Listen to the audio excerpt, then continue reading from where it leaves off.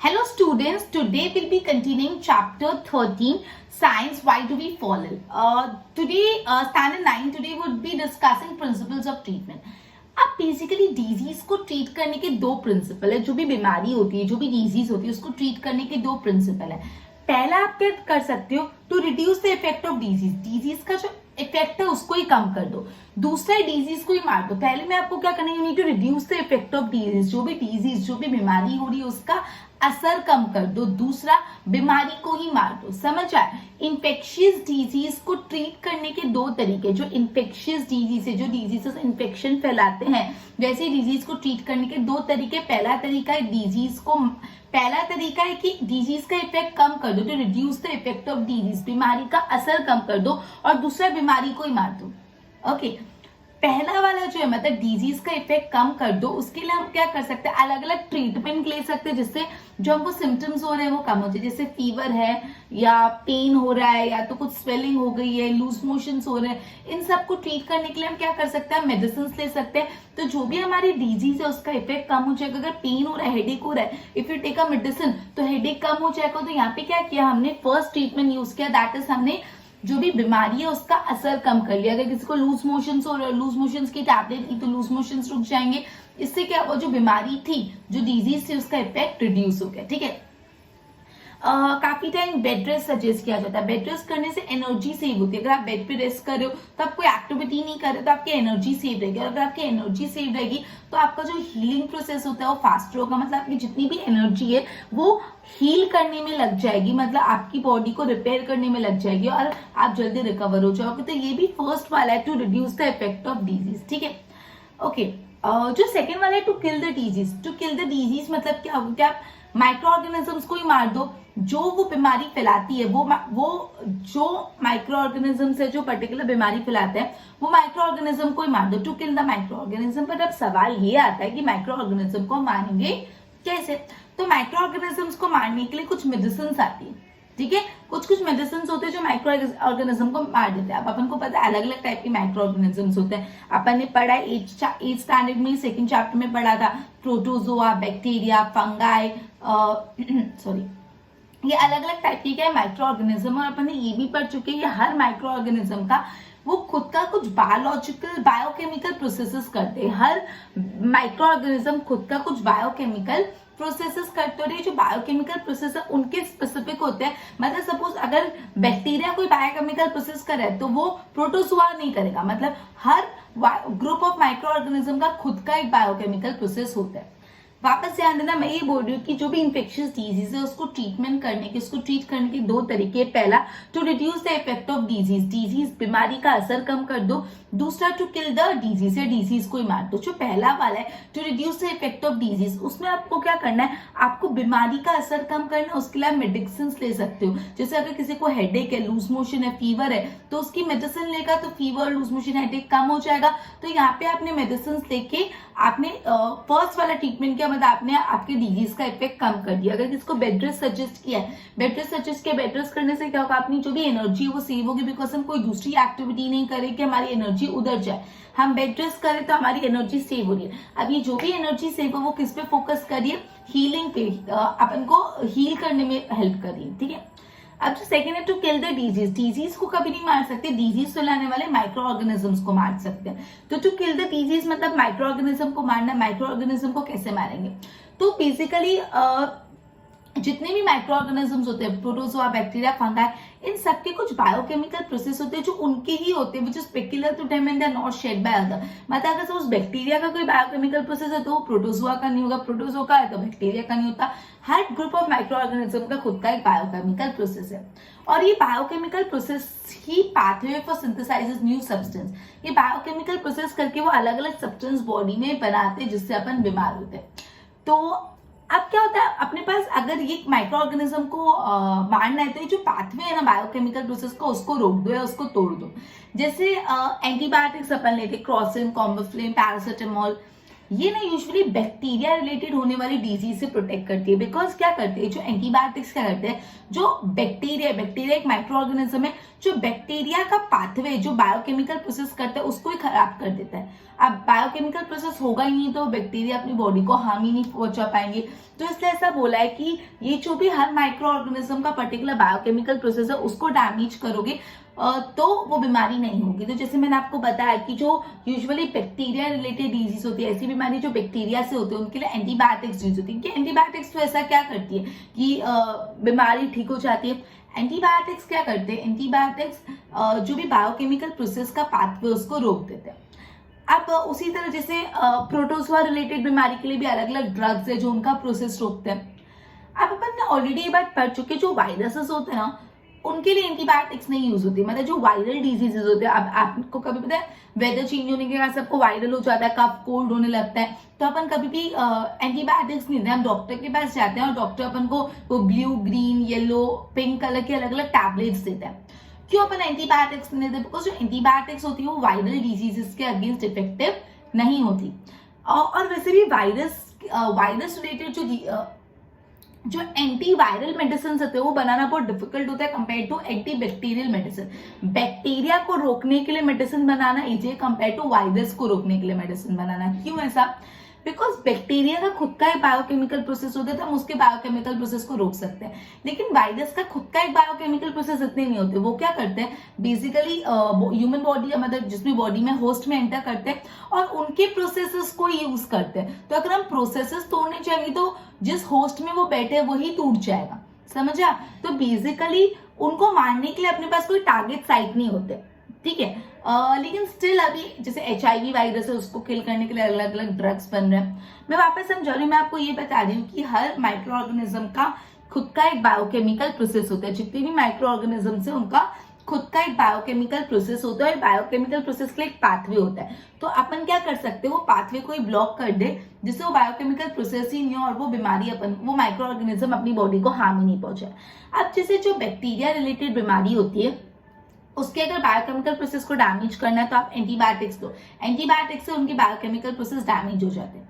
अब यूजुअली ना वायरस जो होता है, वायरस रिलेटेड जो बीमारियां होती है उनका बायोकेमिकल प्रोसेस तोड़ना या उनको किल करना बहुत डिफिकल्ट होता है। इसलिए जो एंटी वायरल मेडिसिन बनाना ज्यादा डिफिकल्ट है compare to antibacterial medicine. Antivirus medicine मतलब क्या होता है, ऐसी मेडिसिन जो वायरस को खत्म कर देती है, और एंटी बैक्टीरियल मेडिसिन मतलब ऐसी मेडिसिन जो बैक्टीरिया को खत्म कर देती है। तो एंटी वायरल मेडिसिन बनाना ज्यादा डिफिकल्ट है compare to antibacterial medicine. क्यों ऐसा है? Because virus has few biochemical mechanism in of their own. मतलब वायरस के खुद के बायोकेमिकल प्रोसेसेस बहुत कम है। बैक्टीरिया और जो दूसरे माइक्रो ऑर्गेनिज्म है उनके खुद के बायोकेमिकल प्रोसेस है, लेकिन वायरस के खुद के बायोकेमिकल जो प्रोसेसेस होते हैं वो बहुत कम है, ठीक है। वो सेल में एंटर करते हैं and use our body for the life processes, और वो हमको यूज करते हैं फॉर लाइफ प्रोसेस। मतलब वो सेल्स में एंटर करके खुद के बायोकेमिकल प्रोसेस नहीं, हमारी मशीनरी को ही, हमारी बॉडी की जो मशीनरी ना उनको यूज करते खुद के लाइफ प्रोसेस कैरी आउट करने के लिए। इसलिए वायरस को मारना डिफिकल्ट है, एंटीवायरल बैक्टीरिया मेडिसिन बनाना डिफिकल्ट है। स्टिल अभी डॉक्टर जैसे HIV वायरस है उसकी मेडिसिन बनाया, still we are working on this. Clear? Okay, तो अभी तक अपन ने पढ़ा इन्फेक्शियस डिजीज को ट्रीट करने के दो मेथड होते हैं। पहला डिजीज का इफेक्ट कम करो, दूसरा डिजीज को ही मार दो, और उसके अलग अलग टेक्निक्स अपन ने देखी। पहले इतना बोर्ड से गो थ्रू कराती हूँ, फिर अपन फटाफट नेक्स्ट करते हैं। Principles of treatment. There are two ways to treat an infectious disease. One would be to reduce the effect of disease and the other would be to kill the cause of disease. ठीक है, दो veg ध्यान रखना। कौन से दो तरीके होते हैं इन्फेक्शियस डिजीज को प्रिवेंट करने के लिए, ट्रीट करने के? पहला, to reduce the effect of disease, disease का इफेक्ट कम कर दो। दूसरा, to kill the cause of disease. For first one can provide treatment that will reduce symptoms. जो अगर आपको पहला करना है तो ट्रीटमेंट symptoms को ट्रीट करने के लिए ट्रीटमेंट होगा। Example, we can take medicine to bring down the fever, reduce pain, loose motion, bed rest कर सकते हैं, एनर्जी कंजर्व होगी उससे, जिससे आपका हीलिंग फास्टर होगा। अब माइक्रो ऑर्गेनिज्म को कैसे मारोगे? एक वे माइक्रो ऑर्गेनिज्म को मारने का क्या मेडिसिन यूज करो। जो माइक्रो ऑर्गेनिजम्स होते हैं जैसे वायरस, बैक्टीरिया, फंगाई, प्रोटोजोआ, हर ग्रुप का कुछ एसेंशियल बायोकेमिकल प्रोसेस होता है। Each group have some essential biochemical process which are peculiar to that group and not shared by others. वो उसी ग्रुप का स्पेसिफिक होता है और दूसरों से शेयर नहीं होता. The process may be the pathway for synthesis of new substance or respiration. These pathway will not be used by either. Example, antibiotic kill the bacteria. There are different drugs that kill the protozoa. Now, one reason why antiviral medicines are harder than antibacterial medicine is that viruses have few biochemical processes, biochemical mechanism of their own. They enter our cell and use our machinery for their life processes. Less virus specific target. Despite this, काफी antiviral drugs बन रही जैसे HIV. ठीक है, okay, एक बार go through कर लो, then we would be continuing the next slide.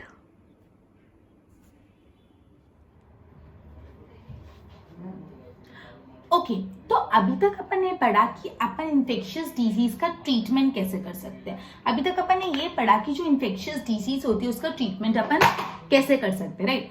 अब अपन ये कर रहे हैं, हम लोग इन्फेक्शियस डिजीज को प्रिवेंट होने से कैसे बचा सकते हैं. अब सवाल ये आता है कि प्रिवेंट होने से बचाना ही क्यों है. अब देखो, हमने अभी तक ये पढ़ा जब भी कोई इन्फेक्शियस डिजीज हो तो आप उनको मेडिसिन देके, प्रॉपर केयर करके, बेड रेस्ट करके, ये सब करके उस बीमारियों से निकल सकते हैं, बीमारी को ट्रीटमेंट दे सकते हैं. लेकिन बीमारी हो जाए उसके बाद ट्रीटमेंट हम करें, उसके 3 डिसएडवांटेज है या उसकी 3 लिमिटेशन है. पहला ये लिमिटेशन है कि अगर आपको कोई बीमारी हुई तो आपकी जो अंदर की बॉडी फंक्शंस है वो डैमेज हो जाते हैं और उनको रिकवर करना में टाइम लग जाता है. तो कभी कभी वो कंप्लीटली डैमेज हो जाते हैं, कभी रिकवर भी नहीं हो पाते. तो मैं आपको ये बोल रही हूँ, बीमारी हो गई, डिजीजेस हो गई और डिजीज को प्रिवेंट करने के लिए आपने मेडिकेशन की, मेडिसिन ली. इसके 3 लिमिटेशन है. पहला लिमिटेशन ये कि जब भी कोई बीमारी होती है, मतलब जब भी कोई माइक्रो ऑर्गेनिज्म बॉडी को अटैक करता है तो अपने बॉडी की फंक्शन को डैमेज कर सकता है और हो सकता है कि जो डैमेज फंक्शन है कभी भी रिकवर ना हो पाए. दूसरा इसका लिमिटेशन ये है कि इवन आप ट्रीटमेंट दे रहे हो तो भी इन्फेक्शियस डिजीज से रिकवर होने में टाइम लगता है. इन्फेक्शियस डिजीज से रिकवर होने में काफी समय लग जाता है, काफी टाइम लग सकता है. ऐसा हो सकता है कि पेशेंट बेड रिडन रहे काफी टाइम तक, मतलब रिकवरी हो जाए लेकिन इमीडिएटली रिकवरी नहीं होगी, रिकवर होने में समय लगेगा. आप ट्रीटमेंट दोगे, ट्रीटमेंट उस पर असर करेगा, उसमें समय लग जाएगा. That is treatment will taken will, which means that someone suffering from disease is likely to be bedridden for some time even if the proper treatment is given. मतलब अगर आप भले proper treatment भी दे रहे हो तो जिस इंसान को infectious disease स्टिल वो bedridden रहेगा काफी टाइम तक. ठीक है. थर्ड लिमिटेशन इसकी ये है कि कोई इंसान है जिसको इन्फेक्शियस डिजीज है, आप उसको प्रॉपर ट्रीटमेंट भी दे रहे हो, वो रिकवर धीरे धीरे हो रहा है. लेकिन इससे दूसरा डिसएडवांटेज है कि वो सोर्स ऑफ इन्फेक्शन बन सकता है दूसरे लोगों के लिए.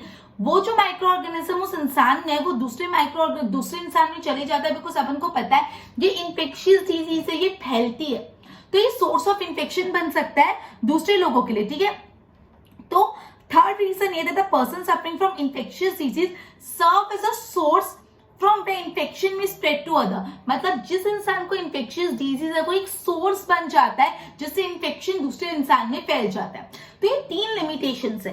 अब ये 3 लिमिटेशन के कारण बोल रहे आप ट्रीटमेंट करो, इससे अच्छा प्रिवेंशन कर लो. That is prevention is better than cure. मतलब बीमारी हुई, बीमारी होने के बाद जब उसका इलाज करो, उससे अच्छा बीमारी होने ही मत दो. Prevention is better than cure. Cure मतलब कोई चीज हो जाए उसके बाद उसको क्योर करना, और प्रिवेंशन मतलब होने ही नहीं देना.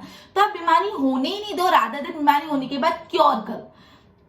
वापस समझा रही हूँ, अपन ने अभी तक पढ़ा था प्रिंसिपल्स ऑफ ट्रीटमेंट कि किसी को बीमारी हो जाए तो उसको ट्रीटमेंट हम कैसे कर सकते हैं. लेकिन यहाँ पे बोला गया है कि ट्रीटमेंट करने से 3 डिसएडवांटेज है. मतलब बीमारी हो जाए उसके बाद अगर आप उस पर्सन को ट्रीट भी करो तो उसके 3 लिमिटेशन है. पहला लिमिटेशन ये है कि जब भी कोई बीमारी होती है तो जो माइक्रो ऑर्गेनिजम्स होते हैं आपके बॉडी फंक्शन को डैमेज कर लेते हैं, और काफी बार ऐसा हो जाता है कि आपकी बॉडी फंक्शन कभी भी पहले जैसे रिकवर हो नहीं पाते. दूसरा लिमिटेशन ये है कि भले आपने ट्रीटमेंट दिया, आपने प्रॉपर ट्रीटमेंट दिया है, तो भी ट्रीटमेंट को असर होने में टाइम लगेगा और वो पर्सन बेड रिडन रहेगा. इवन आप उसको प्रॉपर ट्रीटमेंट दे रहे हो, मतलब समय लगेगा रिकवर होने में. थर्ड रीजन, जिस इंसान को इन्फेक्शियस डिजीज है वो सोर्स ऑफ इन्फेक्शन बन सकता है फॉर अदर पीपल. मतलब जिसको इन्फेक्शियस डिजीज है ही और she could be a source of infection for other person. मतलब उस इंसान से दूसरे इंसान में बीमारी फैल सकती है, भले आप उसको प्रॉपर ट्रीटमेंट भी दे रहे हो. क्या पता वो रिकवर हो गया, नेक्स्ट डे कोई और बीमार हो गया. समझा. तो यहाँ पे इसलिए बोला है prevention is better than cure. आप बीमारी होने के बाद उसको ट्रीट करो, इससे अच्छा उसको होने नहीं दो, आप उसको प्रिवेंट करो. ओके. तो अब ये सवाल आता है कैसे प्रिवेंट कैसे करेंगे, राइट.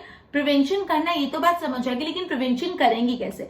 तो आप exposure of microbial infection avoid करो, मतलब ऐसा अवॉइड करो कि जो माइक्रोबियल इन्फेक्शन है, जो माइक्रो ऑर्गेनिज्म है, वो अपन पे आए नहीं, अपन उस पर एक्सपोज ही नहीं हो, एक्सपोजर कम कर दो।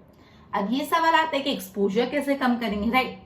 तो देखो यूजुअली जो एयरबोर्न डिजीजेस है, एयरबोर्न डिजीजेस मतलब वैसी डिजीजेस जो हवा में रहने से होती है, जो माइक्रो ऑर्गेनिज्म एयर में होता है, हम उनको इनहेल करते हैं तो हम बीमार पड़ जाते हैं। तो एयरबोर्न डिजीज का एक्सपोजर प्रिवेंट करने के लिए आप ऐसी जगह जो ज्यादा ओवरक्राउडेड है वहां पे कम रहो। अगर ऐसी जगह जो ओवरक्राउडेड है वहां पे कम रहोगे तो खुद ही एयरबोर्न डिजीज का एक्सपोजर कम हो जाएगा। दूसरा, अगर आपको वाटरबोर्न डिजीजेस का एक्सपोजर कम करना है तो क्या कर सकते हो, सेफ ड्रिंकिंग वाटर। जो बीमारियां पानी से होती है वो बीमारी आपको हो ही नहीं। अगर आप ये चाहते हो तो आप एकदम सेफ ड्रिंकिंग वाटर लो। अगर पानी साफ रहेगा तो पानी से कोई भी बीमारी नहीं होगी और आपका एक्सपोजर टू वाटरबोर्न डिजीजेस हो जाएगा, मतलब कम होगा, आई मीन नहीं होगा।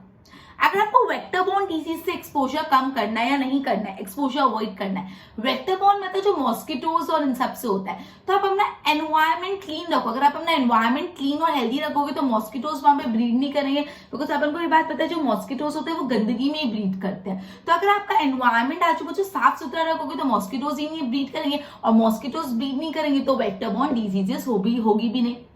तो इन शॉर्ट इतना समझ आया कि जो पब्लिक हाइजीन है उससे इंफेक्शियस डिजीज को प्रिवेंट किया जा सकता है। Public hygiene is one of the basic key to prevent the infectious disease. अगर आपको इंफेक्शियस डिजीजेस को प्रिवेंट करना है तो पब्लिक हाइजीन सबसे ज्यादा इंपॉर्टेंट है, ठीक है? तो ये आंसर को आपको अलग अलग ग्रुप में पूछ सकते हैं। मैं वापस बता रही हूँ, मैंने आपको ये बोला कि अभी तक अपन प्रिंसिपल ऑफ ट्रीटमेंट पढ़े थे, मतलब बीमारी हो जाए उसके बाद कैसे इलाज करना है। लेकिन ये चीज की 3 लिमिटेशन है। पहला लिमिटेशन ये है कि जब भी बीमारी होती है तो बॉडी फंक्शन डैमेज हो जाता है और उसको रिकवर करना मुश्किल होता है। दूसरा, ये आपने ट्रीटमेंट दिया तो भी इंसान को रिकवर होने में टाइम लगेगा, प्रॉपर ट्रीटमेंट देने के बाद भी रिकवरी होने में टाइम लगेगा। तीसरा लिमिटेशन ये कि ये जिस इंसान को इन्फेक्शन डिजीज हुई है वो इंसान सोर्स ऑफ इन्फेक्शन बन सकता है फॉर अदर पीपल, मतलब उसका इलाज करते करते क्या पता दूसरा बीमार पड़ जाए, बिकॉज ये इन्फेक्शियस है, एक से दूसरे में फैलता है। इसलिए बोला ट्रीटमेंट से अच्छा प्रिवेंशन ही करो। आप होने के बाद इलाज करो, इससे अच्छा होने ही नहीं दो। That is prevention is better than cure. But कैसे प्रिवेंशन करें, तो प्रिवेंशन करने के लिए बोला ये जो माइक्रोबियल इन्फेक्शन है, जो माइक्रो ऑर्गेनिज्म है जो इन्फेक्शन फैलाते हैं, उसका एक्सपोजर ही खत्म कर दो। आप एक्सपोजर कैसे खत्म करेंगे, तो अगर आपको एयरबोर्न डिजीजेस अवॉइड करनी है, एयरबोर्न डिजीजेस कैसे होती है, हवा में माइक्रो ऑर्गेनिजम्स होते हैं वो वाले, और जैसे हम इनहेल करते हैं वो अपने में चले जाते हैं। तो आप जो ओवरक्राउडेड प्लेसेस है वहां पे रहना अवॉइड करो। अगर आप ओवरक्राउडेड प्लेसेस पे रहना अवॉइड करोगे तो खुद एयरबोर्न डिजीज का एक्सपोजर कम हो जाएगा। अगर वाटरबोर्न डिजीज का एक्सपोजर कम करना है तो आप क्या कर सकते हो, वाटरबोर्न डिजीज किससे होती है, पानी से होती है, खराब पानी से। तो आप सेफ ड्रिंकिंग वाटर लो। अगर आप सेफ ड्रिंकिंग वाटर लोगे तो वाटरबोर्न डिजीज का एक्सपोजर कम हो जाएगा। अगर वेक्टरबोर्न डिजीजेस से एक्सपोजर कम करना है तो आपने एनवायरमेंट को क्लीन रखो, बिकॉज साफ सुथरी जगह कभी भी मॉस्किटोज नहीं आते, अनहाइजीनिक और गंदी जगह मॉस्किटोज आते। तो अगर आप अपने एनवायरमेंट को क्लीन रखोगे तो मॉस्किटोज उधर ब्रीड नहीं करेंगे, और मॉस्किटोज ब्रीड नहीं करेंगे तो आपको वेक्टरबोर्न डिजीज नहीं होगी। मतलब हम इतना समझ गए कि public hygiene is the key to prevent the infectious disease. अगर आप चाहते हो आपको इन्फेक्शियस डिजीज नहीं हो तो पब्लिक हाइजीन सबसे ज्यादा इंपॉर्टेंट है। तो आपको इस फॉर्म में भी पूछ सकते हैं, how it can be said that public hygiene is the की for the two prevent infectious disease, ठीक है? उसके बाद और कौन कौन से जनरल मेजर हो सकते हैं, मैं अभी आपको ये बता रही हूँ कि बेसिकली ये जो ट्रीटमेंट होता है, जो अपन ये पढ़ रहे हैं कि जो prevention is better than cure, ठीक है? ओके, तो अब सेकंड 2 मेथड है प्रिवेंशन करने के। पहला जनरल मेथड है, दूसरा स्पेसिफिक मेथड है। सॉरी, अपन ने जनरल मेथड्स पढ़ लिए, जनरल मेथड में एक पढ़ा कि आप पब्लिक हाइजीन रखो। दूसरा और उसमें पढ़ते हैं, आपने कभी देखा सपोज कोई इंसान को अगर स्कूल में कोई इंसान इसको कोल्ड और कफ है, आप कोई बच्चा उसके बाजू में बैठा है लेकिन वो बीमार नहीं पड़ रहा, लेकिन कोई बच्चा दो बेंच पीछे बैठा है लेकिन वो बीमार पड़ गया। क्यों ऐसा? बिकॉज क्या पता जो बच्चा बीमार नहीं पड़ा उसका इम्यून सिस्टम बहुत स्ट्रांग है, और जो बच्चा 2 बेंच पीछे बैठा है उसका इम्यून सिस्टम वीक है, तो उसको ज्यादा असर कर गया। तो yes, the next point is immune system. अब इम्यून सिस्टम बेसिकली बहुत ही इंपॉर्टेंट है एक बॉडी के लिए। जैसे ही कोई माइक्रो ऑर्गेनिज्म अपनी बॉडी में एंटर करता है तो अपना इम्यून सिस्टम उसे लड़ने के लिए तैयार हो जाता है। अपने बॉडी के कुछ स्पेसिफिक सेल्स है जो माइक्रो ऑर्गेनिज्म से लड़ते हैं। अपने बॉडी में कुछ स्पेसिफिक सेल है जो डिजीज कॉजिंग माइक्रो ऑर्गेनिज्म से लड़ते। तो जैसे ही कोई डिजीज कॉजिंग माइक्रो ऑर्गेनिज्म अपनी बॉडी में आता है तो अपने जो सेल्स है वो उससे लड़ने के लिए चले जाते हैं और वो उसको मारते हैं। अगर ये अपने सेल उनको मारने में सक्सेसफुल हो जाते हैं तो वो माइक्रो ऑर्गेनिज्म अपनी बॉडी में बीमारी फैलाता ही नहीं, क्योंकि वो एंटर हुआ से पहले उसको मार दिया, उसी वक्त उसको मार दिया, तो वो अपना बायोकेमिकल प्रोसेस करेगा ही नहीं, तो हम बीमारी नहीं पड़ते। ठीक है, मतलब भले वो माइक्रो ऑर्गेनिज्म अपनी बॉडी में एंटर हुआ अपने उनको बीमार करने के लिए, लेकिन अपने जो बॉडी के इम्यून सेल्स थे वो इतने स्ट्रॉन्ग थे कि उन्होंने उसको लड़के मार दिया, और लड़के मार दिया तो हम जीत गए और माइक्रो ऑर्गेनिज्म हार गए, इससे हमको बीमारी नहीं हुई। राइट, तो बेसिकली अपन ने ये भी पढ़ा कि जितने नंबर ऑफ माइक्रो ऑर्गेनिज्म कम होंगे उतना डिजीज का मैनिफेस्टेशन कम होगा। मतलब अगर कम माइक्रो ऑर्गेनिज्म एंटर करेंगे तो बीमारी माइनर लेवल पे होगी, ज्यादा एंटर करेंगे तो मेजर लेवल पे होगी। ठीक है, ओके, मतलब कोई भी इंसान को अगर सीवियर इंफेक्शियस डिजीज हो रही है तो उसका रीजन ये है कि lack of the success of the immune system, मतलब उस इंसान का इम्यून सिस्टम सक्सेसफुल नहीं रहा वो माइक्रो ऑर्गेनिज्म से लड़ने के लिए। मतलब अगर कोई भी इंसान को सीवियर इंफेक्शियस डिजीज हो रही है, मतलब उसको जो इंफेक्शियस डिजीज मतलब जो माइक्रो ऑर्गेनिज्म है वो बॉडी में एंटर करके बहुत बीमारियां फैला रहा है, तो इसकी वजह क्या हो सकती है? इसकी वजह ये हो सकती है कि जो बॉडी का इम्यून सिस्टम वो सक्सेसफुल नहीं रहा उससे लड़ने के लिए। अब बॉडी का इम्यून सिस्टम सक्सेसफुल क्यों नहीं रहा? क्या पता, क्योंकि उसको गुड और प्रॉपर नरिशमेंट नहीं मिला, उस जो अपना इम्यून सिस्टम है उसको प्रॉपर नरिशमेंट नहीं मिला।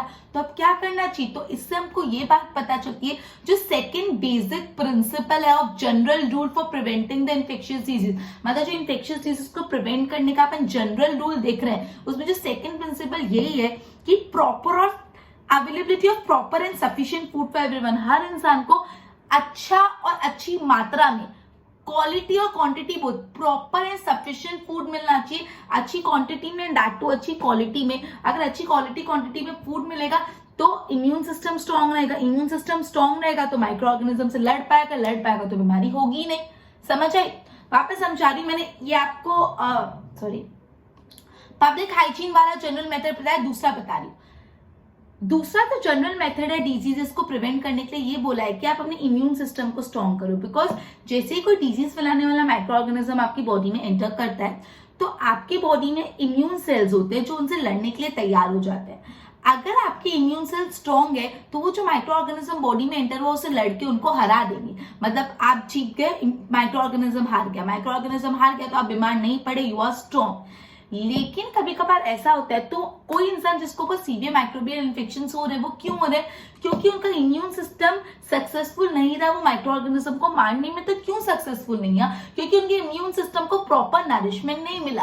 क्यों प्रॉपर नरिशमेंट नहीं मिला? बिकॉज वो हेल्दी खाना नहीं खा रहा था। तो ये यहाँ से हमको प्रिंसिपल मिल गया कि अगर आप चाहते हो कि आपको इन्फेक्शियस डिजीज हो नहीं, तो you should have a proper and sufficient food, अच्छी क्वांटिटी में अच्छा खाना खाओ तो इन्फेक्शियस डिजीज होगी नहीं।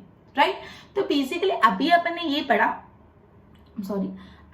ये पढ़ा कि prevention is better than cure. Disease होने के बाद उसका ट्रीटमेंट करो, इससे अच्छा डिजीज होने ही नहीं दो।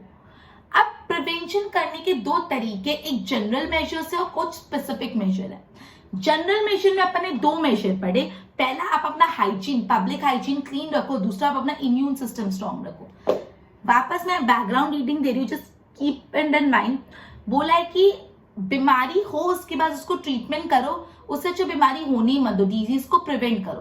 प्रिवेंट करने के दो तरीके, एक general and other one is specific. General के अगेन दो भाग है। पहला था आप अपने पब्लिक हाइजीन को, आजू बाजू के सराउंडिंग पब्लिक हाइजीन को क्लीन रखोगे तो आपको बीमारी नहीं होगी। तीसरा आप अपने इम्यून सिस्टम को स्ट्रॉन्ग रखो, मतलब वेल नरिश फूड लो तो आपको बीमारी नहीं होगी। उसके बाद अपन स्पेसिफिक पढ़ेंगे, उससे पहले बोर्ड से मैं गो थ्रू करवा देती, right? Okay, principles of prevention. जो प्रिंसिपल ऑफ ट्रीटमेंट है उसके तीन लिमिटेशन है। फर्स्ट वन, डिजीज से बॉडी फंक्शन डैमेज हो जाता है और वो कभी मे बी रिकवर नहीं हो पाए। सेकेंड वन, कि जो आप प्रिवेंशन कर रहे हो, जो आप ट्रीटमेंट कर रहे हो उसको टाइम लग जाता है और आप बहुत टाइम तक बेड रिडन रहो, ऐसा भी हो सकता है। थर्ड वन, इन्फेक्शन में स्प्रेड टू अदर, तो ऐसा भी हो सकता है कि इन्फेक्शन किसी और को स्प्रेड हो जाए, इसलिए बोला है prevention is better than cure. But how, कैसे प्रिवेंशन करेंगे? दो वेज है, first one is general and the other is specific. General में है बोला है कि prevent exposure to microbial agent, आप माइक्रो ऑर्गेनिज्म फैलाने वाले एजेंट का एक्सपोजर ही कम कर दो। लेकिन कैसे? Again how? तो लो, एयरबोर्न डिजीजेस का अगर एक्सपोजर प्रिवेंट करना है तो आप ओवरक्राउडेड एरिया में नहीं रहो। वाटरबोर्न डिजीज का एक्सपोजर प्रिवेंट करना है तो सेफ ड्रिंकिंग वाटर लो। और वेक्टरबोर्न डिजीज का इन्फेक्शन स्प्रेड एक्सपोजर प्रिवेंट करना है तो क्लीन एनवायरमेंट में रहो। That is because clean environment में मॉस्किटोज ब्रीड नहीं करे। In other words, we can say that public hygiene is a key to prevent the infectious disease. अभी आपको पूछ सकते हैं how can it be said that public hygiene is a key to prevent infectious disease, तो ये पूरा लिखना पड़ेगा। आगे सेकेंड जनरल रूल बोला है इम्यून सिस्टम के बारे में। इम्यून सिस्टम फाइट करता है माइक्रो ऑर्गेनिज्म से। ये cells specialise in killing infecting microorganism. अपनी बॉडी में स्पेशल सेल्स होते हैं जो इन्फेक्टिंग माइक्रो ऑर्गेनिज्म को मारते हैं। These cells go in action as infecting microbes enter our body। जैसे अपनी बॉडी में इन्फेक्शन फैलाने वाला माइक्रो ऑर्गेनिज्म आता है तो अपनी बॉडी के जो सेल है वो एक्शन में आ जाते हैं उनसे लड़ने के लिए। अगर सक्सेसफुल होता डिजीज नहीं होती। मतलब जिसको सीवियर इन्फेक्शियस डिजीज है उसको क्यों सीवियर इन्फेक्शियस डिजीज है? बिकॉज उनका lack of immune system, success of immune system successful नहीं रहा। और वो क्यों नहीं रहा? बिकॉज प्रॉपर और सफिशिएंट नरिशमेंट नहीं मिला। और प्रॉपर और सफिशिएंट नरिशमेंट नहीं मिला इसलिए बीमार पड़ गए। तो इसलिए सेकेंड प्रिंसिपल है availability of proper and sufficient food for everyone, right? Okay, go through this then we would be discussing further.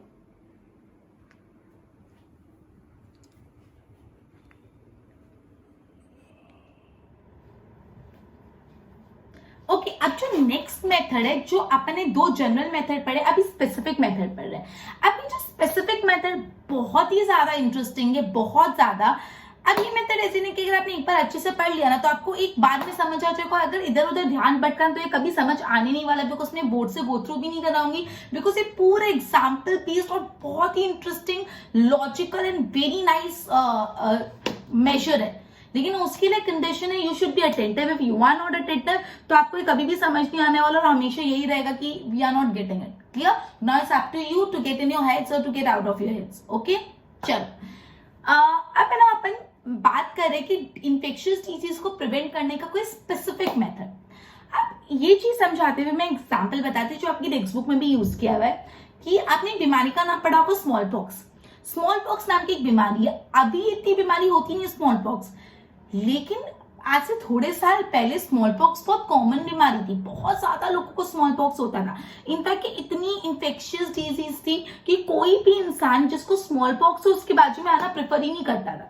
ये जो स्मॉल पॉक्स है इतनी ज्यादा इंफेक्शियस डिजीज थी कि कोई भी इंसान जिसको स्मॉल पॉक्स हो उसके आगे आना प्रेफर ही नहीं करता था, बिकॉज वो दूसरे को हो जाता था।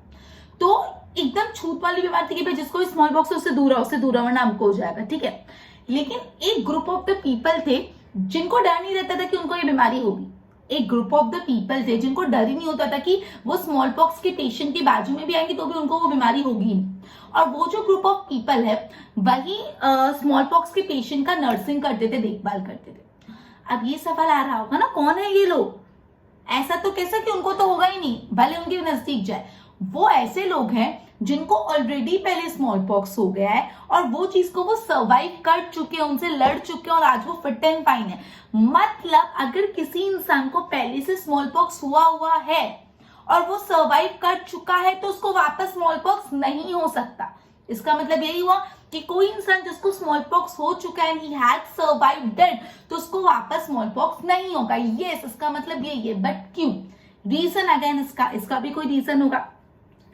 अपनी बॉडी का जो इम्यून सिस्टम है उसमें अगर एक माइक्रोबियल इन्फेक्शन आता है और अपने बॉडी का इम्यून सिस्टम ने उससे अच्छे से लड़ लिया और जीत गया, तो हमेशा अपना बॉडी का इम्यून सिस्टम वो माइक्रोबियल इन्फेक्शन को याद रखता है। तो नेक्स्ट टाइम अगर सेम माइक्रोबियल इन्फेक्शन आया तो वो और ज्यादा इजी लड़के उसको हरा देता है। मतलब फर्स्ट टाइम अगर अपना इम्यून सिस्टम वो माइक्रोबियल इन्फेक्शन से जीत गया तो सेकेंड टाइम तो जीतेगा ही। सेकेंड टाइम ज्यादा विगरसली, ज्यादा इंटेंसिटी से वो जीतेगा ही। समझा? तो मतलब एक बार किसी को स्मॉल पॉक्स हुआ और उसके इम्यून सिस्टम ने स्मॉल पॉक्स के वायरस से फाइट कर लिया और वो जीत गया, तो नेक्स्ट टाइम भले वो उस इंसान के नजदीक है जिसको स्मॉल पॉक्स है, उसका वायरस उसमें आ भी गया ना तो वो इम्यून सिस्टम उसे लड़के जीत ही जाएगा, उसको होने ही नहीं वाला। मतलब इट वर्क्स लाइक दिस। जैसे स्मॉल पॉक्स के केस में नहीं, कोई भी माइक्रोबियल इन्फेक्शन के केस में, मतलब कोई भी माइक्रो ऑर्गेनिज्म से फैलाने वाली बीमारी अगर एक बार आपको हुई और आपके इम्यून सिस्टम ने उससे लड़ लिया तो नेक्स्ट टाइम सेम बीमारी से आपका इम्यून सिस्टम ज्यादा इजीली लड़ लेगा। अब ये कंसेप्ट यूज करके वैक्सीनेशन और इम्यूनाइजेशन का कंसेप्ट आया। मतलब वैक्सीनेशन इम्यूनाइजेशन, मैं आपको वैक्सीनेशन का पूरा कंसेप्ट बताती हूँ। ये अभी तक मैंने जो पढ़ा है उसको ध्यान रखना और पूरा वैक्सीनेशन का कंसेप्ट समझना। आपने सुना होगा बच्चों को वैक्सीनेशन देना है, टीका लगाना है, वैक्सीनेशन देना है, वैक्सीनेशन करवा के आना है।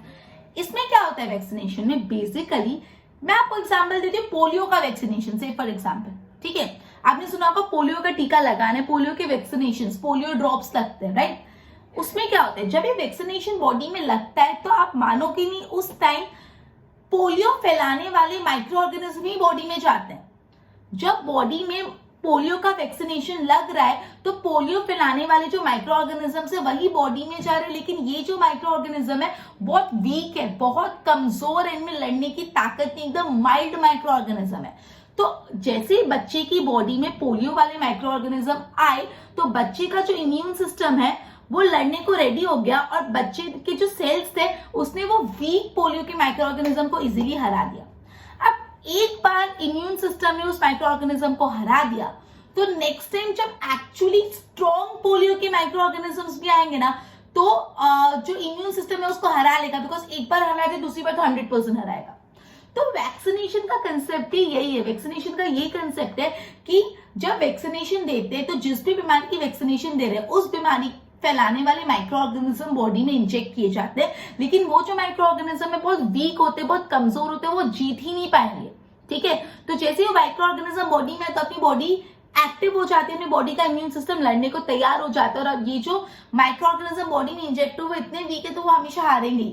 तो जो अपने बॉडी के इम्यून सिस्टम है उसने उसको हरा दिया, और एक बार हरा दिया तो हर बार हराएगा। तो एक बार वीक माइक्रो ऑर्गेनिज्म डाल के एक बार उसको जिता दिया ना बॉडी के बॉडी के इम्यून सिस्टम को, तो नेक्स्ट टाइम हर बार के लिए अपना इम्यून सिस्टम वैसे वाले माइक्रो ऑर्गेनिज्म को याद रहेगा और उससे लड़ लेगा। तो यही वैक्सीनेशन का कंसेप्ट है। तो वापस स्मॉल पॉक्स वाले कंसेप्ट पे जाते हैं।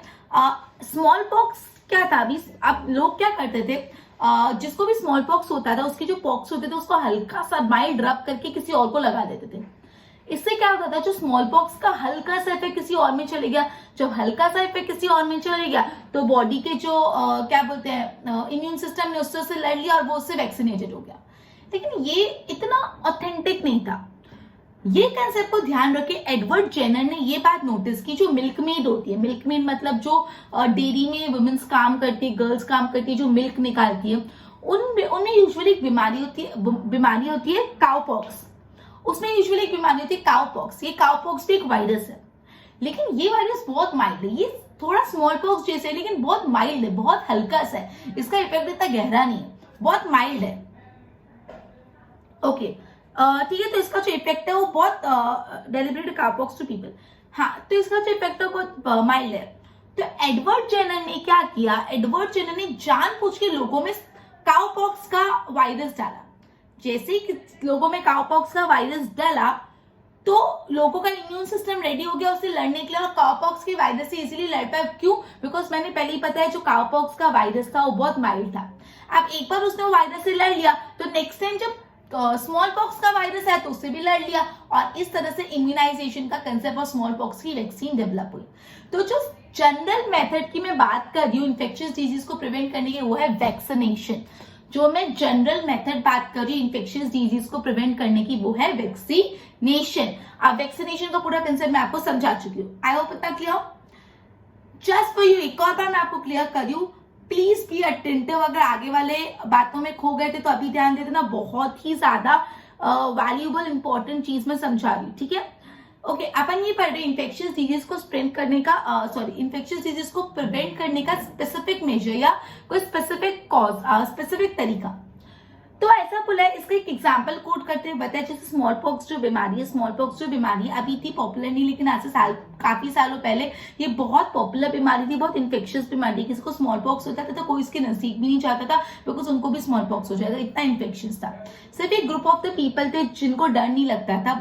जो ग्रुप ऑफ पीपल जिनको डर नहीं लगता था वो क्या करते थे, जिनको स्मॉल पॉक्स था उनकी नर्सिंग करते थे। तो वो कौन ग्रुप ऑफ पीपल थे जिनको डर नहीं लगता था? तो वो थे वैसे लोग जिनको ऑलरेडी स्मॉल पॉक्स पहले हो चुका और वो सर्वाइव कर पाए।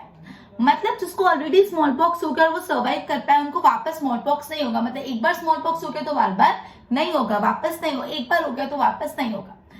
इसी तरह अपनी बॉडी में बाकी डिजीज के माइक्रो ऑर्गेनिज्म का भी फंक्शन होता है। मतलब एक बार अगर कोई डिजीज फैलाने वाला माइक्रो ऑर्गेनिज्म आपकी बॉडी में एंटर हुआ और आपकी बॉडी के इम्यून सिस्टम ने उससे लड़ के उसको हरा दिया, तो एक बार अगर आपकी बॉडी का इम्यून सिस्टम जीत गया तो नेक्स्ट टाइम वापस अगर वो माइक्रो ऑर्गेनिज्म आएगा तो वापस आपकी बॉडी उससे बहुत इजीली लड़ लेगी, मतलब 100% लड़ लेगी। मतलब एक बार अगर आपका इम्यून सिस्टम जीत गया तो हर बार आपका इम्यून सिस्टम उस माइक्रो ऑर्गेनिज्म से जीतेगा।